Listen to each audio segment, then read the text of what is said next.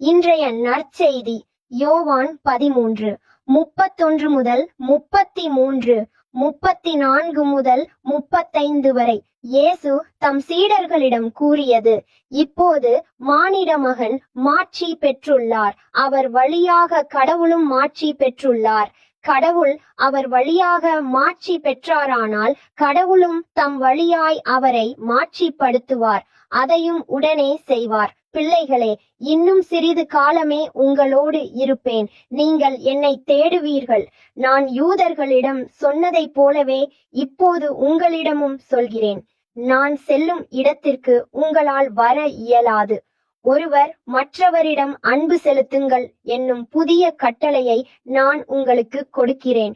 நான் உங்களிடம் அன்பு செலுத்தியது போல நீங்களும் ஒருவர் மற்றவரிடம் அன்பு செலுத்துங்கள்.